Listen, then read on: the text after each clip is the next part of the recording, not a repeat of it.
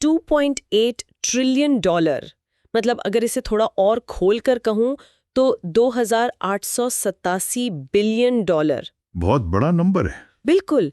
जब मैं सिप्री यानी Stockholm International Peace Research Institute की 2025 की इस नई रिपोर्ट को पढ़ रही थी ना, तो मुझे ये आंकड़ा 2-3 बार दोबारा पढ़ना पड़ा। हाँ, पहली बार में तो किसी को भी यकीन नहीं होगा। वही तो। और सबसे बड़ी बात ये है कि ये कोई ग्लोबल हेल्थ बजट नहीं है या फिर कोई, क्या कहते हैं उसे, जलवायु परिवर्तन से लड़ने का फंड भी नहीं है। जी बिल्कुल नहीं। ये वो पैसा है जो दुनिया भर के देशों ने सिर्फ और सिर्फ एक साल में हथियारों और सेनाओं पर खर्च किया है। मतलब जिनका एकमात्र उद्देश्य युद्ध लड़ना है। सही कहा। और अगर आप ध्यान दें तो ये रकम दुनिया के कई देशों की कुल जीडीपी को मिला दें तो भी उससे कहीं ज्यादा है। हाँ बिल्कुल।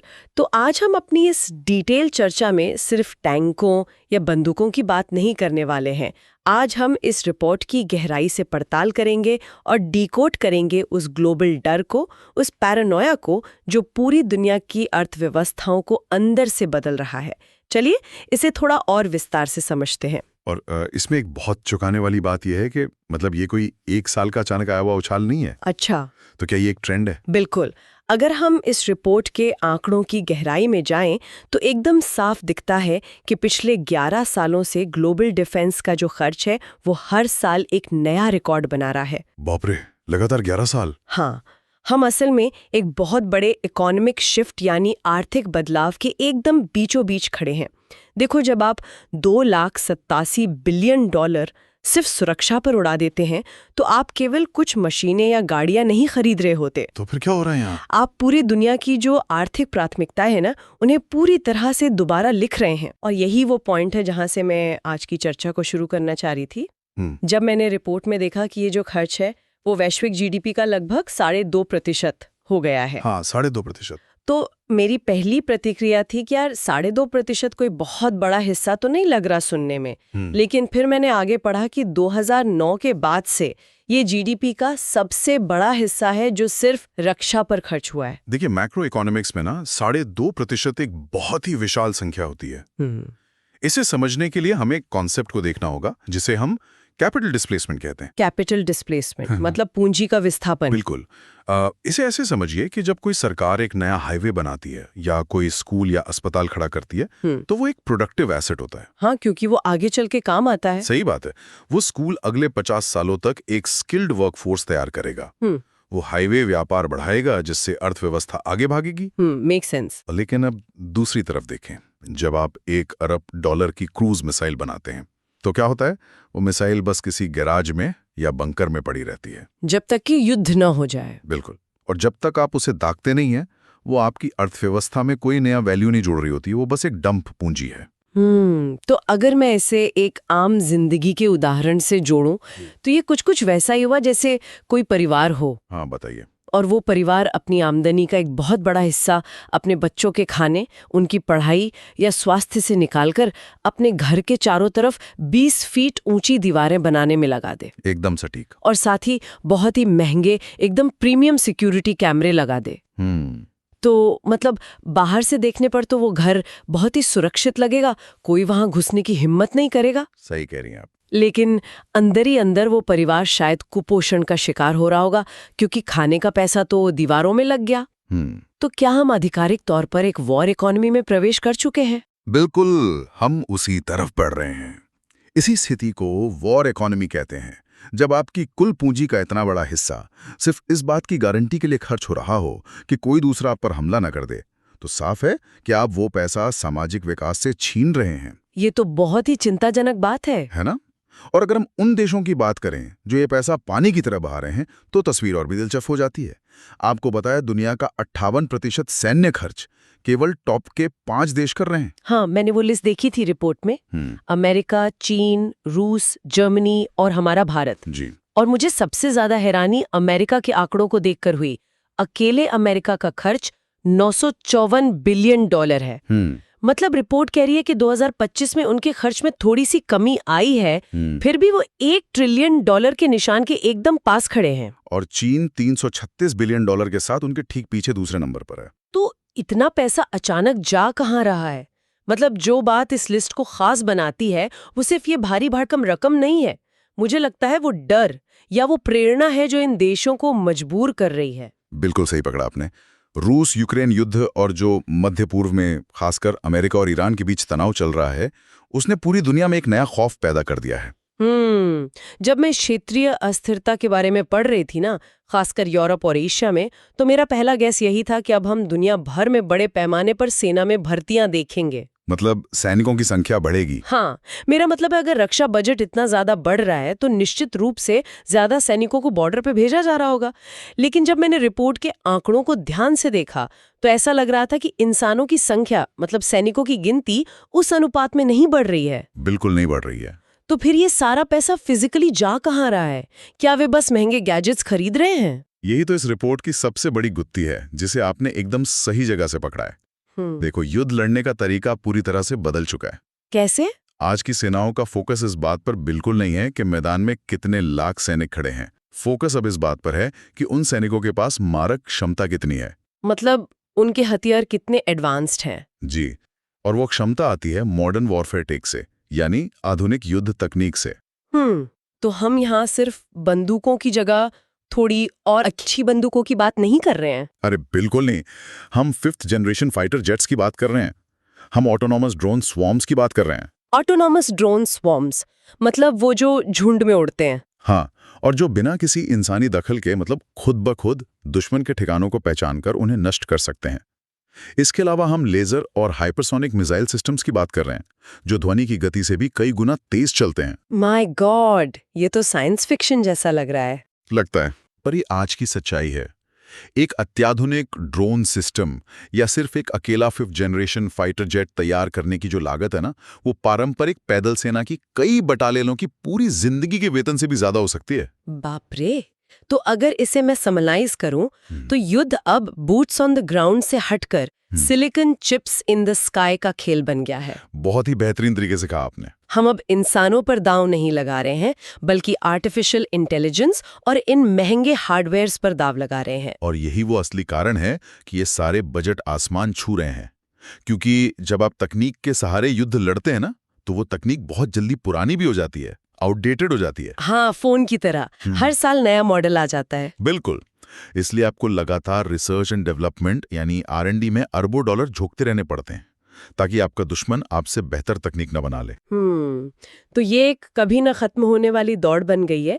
लेकिन एक बात बताइए, अगर ये तकनीक इतनी ज्यादा महंगी है कि यूरोप जैसे विकसित देशों के बजट भी डगमगा रहे हैं, तो विकासशील अर्थव्यवस्थाओं का क्या? ये बहुत ही जरूरी सवाल है। क्योंकि जब मैं भारत के आंकड़े देख रही थी तो मैं सच में हैरान रह गई। भारत न केवल इस अंधी दौड़ में टिका हुआ है, बल्कि उसने 8.9% की भारी भरकम वृद्धि दर्ज की है। जी, 8.9%। और $92.1 बिलियन का रक्षा बजट पेश करके वो दुनिया के टॉप 5 देशों के एलीट क्लब में शान से बैठा है। मेरा सवाल ये है कि एक विकासशील देश ऐसा कैसे कर पा रहा है, और सबसे बड़ी बात, क्यों कर रहा है? देखिए, भारत का ये $92.1 बिलियन का जो आंकड़ा है ना, इसे सिर्फ एक खर्च की तरह मत देखिए। ये एक बहुत बड़े स्ट्रैटेजिक शिफ्ट का, एक रणनीतिक बदलाव का सूचक है। वो कैसे? क्योंकि दशकों तक भारत की जो रणनीति थी, वो मुख्य रूप से आयातित हथियारों के मेंटेनेंस पर टिकी हुई थी। मतलब हम बाहर से हथियार मंगाते थे? हाँ, हम रूस, फ्रांस या इजराइल से हथियार खरीदते थे, और फिर अगले 20-30 साल तक सिर्फ उन्हें चालू हालत में रखने के लिए स्पेयर पार्ट्स और सर्विसिंग पर पैसा खर्च करते रहते थे। लेकिन अब जो नई रिपोर्ट है वो तो स्पष्ट रूप से कह रही है कि फोकस अब रख रखाव से हटकर मॉडर्नाइजेशन पर आ गया है। बिल्कुल, आधुनिकीकरण और हाईटेक स्वदेशीकरण, यानी देश के अंदर ही वो तकनीक विकसित करने पर। तो मतलब भारत अब अपनी पुरानी दीवारों की मरम्मत करने के बजाय अपना खुद का एक एकदम नया और एडवांस्ड अलार्म सिस्टम बना रहा है। एकदम सही। और ऐसा करना अब कोई चॉइस नहीं है, ये एक मजबूरी बन गई है। मजबूरी? किस तरह की मजबूरी? रूस यूक्रेन युद्ध ने पूरी दुनिया को, और खासकर भारत को, एक बहुत ही कठोर सच्चाई सिखाई है। वो ये कि जब एक लंबा युद्ध छिड़ता है ना, तो जो ग्लोबल सप्लाई चेन होती है, वो पूरी तरह से टूट जाती है। हाँ, सामान आना बंद हो जाता है। बिल्कुल। आप युद्ध के बीचों बीच खड़े होकर अपने फाइटर जेट के स्पेयर पार्ट्स के लिए किसी विदेशी सप्लायर का इंतजार नहीं कर सकते। आपका देश खतरे में पड़ जाएगा। मैं समझ रही हूँ। इसलिए भारत के लिए मेक इन इंडिया या हथियारों का स्वदेशीकरण अब सिर्फ एक इकोनॉमिक नारा नहीं रह गया है। ये अब अपना अस्तित्व बचाने की, सर्वाइवल की एक रणनीति है। ये बात सच में बहुत गहरी है, क्योंकि अगर आपके हथियार बाहर से आ रहे हैं तो सीधी सी बात है कि आपकी सुरक्षा का रिमोट कंट्रोल किसी और देश के हाथ में है। बिल्कुल। लेकिन एक मिनट, अगर हम रूस या यूरोप पर निर्भर रहना एकदम से बंद कर दें तो क्या हम रातों रात वो हाईटेक सिस्टम खुद अपने देश में बना सकते हैं? इसमें तो बेतहाशा पैसा लगेगा, है ना? लगेगा, बिल्कुल लगेगा। और इसीलिए तो आपको ये 8.9% का इतना बड़ा उछाल दिख रहा है इस साल के बजट में। भारत अब केवल अपनी पुरानी मिसाइलों में नया ईंधन नहीं भर रहा है, वो पूरा बेस तैयार कर रहा है। जी, वो पूरा का पूरा एक नया इकोसिस्टम बना रहा है। चाहे वो ड्रोन तकनीक हो, स्वदेशी फाइटर जेट इंजन हो या फिर मिसाइल डिफेंस सिस्टम्स हो, इन सब का घरेलू उत्पादन खड़ा करने में जो शुरुआती पूंजी लगती है वो बहुत ज्यादा होती है। तो मतलब ये जो 92.1 बिलियन डॉलर है, ये भारत की अपनी सीमाओं के भीतर एक आत्मनिर्भर रक्षा उद्योग स्थापित करने की कीमत है। एकदम सटीक तरीके से समझाया आपने। और ये सब हमें इस चर्चा के सबसे पेचीदा और दिलचस्प हिस्से की ओर ले जाता है। जब भारत अपने पड़ोस की तरफ देखता है तो जो आंकड़े रिपोर्ट में सामने आते हैं वे पहली नजर में बहुत ही भ्रामक लगते हैं। आप पाकिस्तान के बजट की बात कर रही हैं? हाँ, स्रोत में एक तरफ भारत का बजट 92.1 बिलियन डॉलर है और दूसरी तरफ पाकिस्तान का जो रक्षा बजट है वो महज 11.9 बिलियन डॉलर है। जी हाँ, मैं मानती हूँ कि पाकिस्तान के बजट में 11% की भारी बढ़ोतरी हुई है, लेकिन फिर भी अगर हम सिर्फ गणित के हिसाब से देखें तो भारत का बजट उनसे लगभग 8 गुना बड़ा है। बिल्कुल, 8 गुना कहते हैं। डेटा इल्यूजन, मतलब आंकड़ों का धोखा। जी।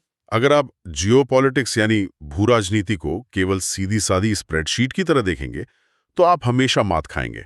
भारत अपनी रणनीति केवल एक 11.9 बिलियन डॉलर वाली सेना को देखकर नहीं बना रहा है। तो फिर वो क्या देख रहे हैं?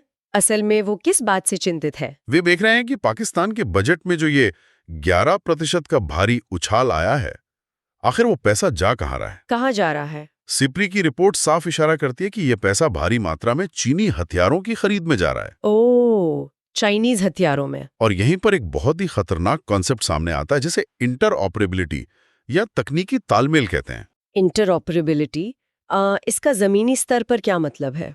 इसका मतलब ये है कि जब पाकिस्तान चीन से कोई नया फाइटर जेट या एडवांस रडार सिस्टम खरीदता है तो वो सिर्फ लोहे की मशीनें नहीं खरीद रहा होता, वो दरअसल चीन के पूरे तकनीकी नेटवर्क से जुड़ रहा होता है। अच्छा। हाँ, वे दोनों सेनाएं, पाकिस्तानी और चीनी, एक ही तरह के संचार प्रोटोकॉल, एक ही तरह के सैटेलाइट डेटा और एक ही तरह के नेविगेशन सिस्टम का इस्तेमाल करने लगती हैं। एक मिनट, तो इसका सीधा सा मतलब ये हुआ कि युद्ध की स्थिति में पाकिस्तान की सेना तकनीकी रूप से चीन की पीपल्स लिबरेशन आर्मी का ही एक एक्सटेंशन बन जाती है। काफी हद तक यही सच्चाई है। और जब आप इस बात को चीन के 336 बिलियन डॉलर के रक्षा बजट के साथ जोड़कर देखते हैं तो पूरी की पूरी तस्वीर पलट जाती है। बाप रे, अब मुझे वो टू फ्रंट वाली बात समझ आ रही है। बिल्कुल। भारत को एक तरफ 11.9 बिलियन डॉलर वाली पाकिस्तानी सेना से और दूसरी तरफ 336 बिलियन डॉलर वाली चीनी सेना से अलग अलग नहीं निपटना है। हाँ, वो दोनों तो तकनीकी रूप से जुड़े हुए हैं। जी, भारत असल में एक संयुक्त 348 बिलियन डॉलर वाली टू फ्रंट या दो मोर्चों की तकनीकी और सैन्य चुनौती का एक साथ सामना कर रहा है। ये तो एक बहुत ही डरावनी और एकदम स्पष्ट तस्वीर है। मतलब जब भारत अपनी सीमा पर देखता है तो उसे सिर्फ एक पाकिस्तानी सैनिक खड़ा हुआ नहीं दिखता, उसे उस सैनिक के ठीक पीछे खड़ा चीन का पूरा तकनीकी और आर्थिक ढांचा दिखता है। एकदम सही। और शायद इसी वजह से भारत को हर हाल में अपनी स्वदेशी मारक क्षमता को बढ़ाना ही होगा, जो कि जाहिर है इस 92.1 बिलियन डॉलर के बिना तो संभव नहीं है। यही तो बात है। ये जो चीन पाकिस्तान गठजोड़ है ना, ये केवल कागजों पर या कूटनीतिक नहीं है, ये एक बहुत ही गहरा तकनीकी और सैन्य एकीकरण है। और जब आपके एकदम पड़ोस में इस तरह का इंटीग्रेशन हो रहा हो तो आप अपने पुराने टैंकों और आउटडेटेड बंदूकों के भरोसे आराम से नहीं बैठ सकते। आपको ड्रोन्स चाहिए, एआई चाहिए और एडवांस्ड मिसाइल शील्ड्स चाहिए। और ये सब रातों रात ये सस्ते में नहीं आता। 87 बिलियन डॉलर के उस विशाल रिकॉर्ड तोड़ वैश्विक रक्षा बजट से, जो कि ग्लोबल जीडीपी के 2.5% को निगल रहा है, जो कि 2009 के बाद सबसे बड़ा आंकड़ा है। हाँ। फिर हमने समझा कि कैसे अब युद्ध इंसानी गिनती का नहीं बल्कि सिलिकॉन चिप्स, ड्रोन्स और बेहद महंगी तकनीक का खेल बन चुका है। बूट्स ऑन द ग्राउंड से लेकर चिप्स इन द स्काई तक। बिल्कुल। और इसी तकनीकी बदलाव ने दुनिया भर की अर्थव्यवस्थाओं को हिलाकर रख दिया है। फिर हमने देखा कि इस पूरे जियोपॉलिटिकल भंवर में भारत ने अपने 92.1 बिलियन डॉलर के साथ दुनिया के टॉप 5 रक्षा बजट वाले देशों में अपनी जगह पक्की कर ली है। और वो भी महज दिखावे के लिए नहीं। हाँ, दिखावे के लिए नहीं, बल्कि चीन और पाकिस्तान के उस तकनीकी गठजोड़ का डटकर सामना करने के लिए। और मुझे लगता है कि आज की इस पूरी रिपोर्ट में सबसे अहम सबक ये है कि ये जो वॉर इकोनॉमी बन रही है ना, ये केवल उन देशों के लिए नहीं है जो आज सीधे तौर पे युद्ध लड़ रहे हैं। मतलब जो युद्ध से दूर है वो भी पिस रहे हैं। जी, जो देश युद्ध में नहीं है, जैसे कि हमारा भारत, वे भी एक ऐसे वैश्विक माहौल में जी रहे हैं जहां उन्हें महज अपनी सुरक्षा सुनिश्चित करने के लिए बहुत भारी आर्थिक कीमत चुकानी पड़ रही है। और ये पैसा आसमान से तो नहीं टपक रहा? बिल्कुल नहीं। ये पैसा उन जगहों से आ रहा है जहां इसे स्कूलों, अस्पतालों और पब्लिक इंफ्रास्ट्रक्चर को बेहतर बनाने में लगाया जा सकता था। ये एक बहुत बड़ा ट्रेड ऑफ है जो पूरी दुनिया कर रही है। और सच कहूं तो यही बात मुझे इस पूरी रिपोर्ट में सबसे ज्यादा परेशान कर रही है। किस बात से? जब हम इन अरबों खरबों डॉलर के आंकड़ों को स्प्रेडशीट पे देखते हैं ना, तो ये हमें बहुत रणनीतिक लगते हैं, बहुत जरूरी लगते हैं। हाँ, नेशनल सिक्योरिटी के नाम पर सब जायज लगता है। वही तो। लेकिन जमीनी हकीकत कुछ और ही है। जमीनी हकीकत यह है कि हर वो डॉलर या रुपया जो एक मिसाइल को स्मार्ट बनाने में लग रहा है, वो दरअसल वही पैसा है जो किसी शहर को स्मार्ट बनाने या किसी लाइलाज बीमारी का इलाज खोजने से छीन लिया गया है। ये बहुत ही कड़वा सच है। और इसी बात पर मैं एक सवाल छोड़ना चाहती हूँ। अगर दुनिया की ये जो कैपिटल फ्लाइट है, यानी सामाजिक विकास के काम से पैसा निकालकर सुरक्षा की ऊंची ऊंची दीवारों में चिनने का ये सिलसिला, अगर ये अगले 1 दशक तक ऐसे ही चलता रहा, तो क्या होगा? अगर दुनिया भर की सरकारें अपने देश के अंदर के बुनियादी ढांचे को, आम इंसान को भूखा रखकर केवल सीमा पर हाईटेक हथियार सजाती रहीं, तो एक बहुत ही बेचैन करने वाला सवाल उठता है। क्या एक दिन ऐसा आएगा जब इन देशों के भीतर पनप रही आर्थिक और सामाजिक कमजोरी इतनी विशाल हो जाएगी कि वो किसी भी बाहरी दुश्मन के हमला करने से बहुत पहले ही इन समाजों को अंदर से ही ढा देगी? सोचिएगा जरूर। आज की इस गहरी पड़ताल में बस इतना ही।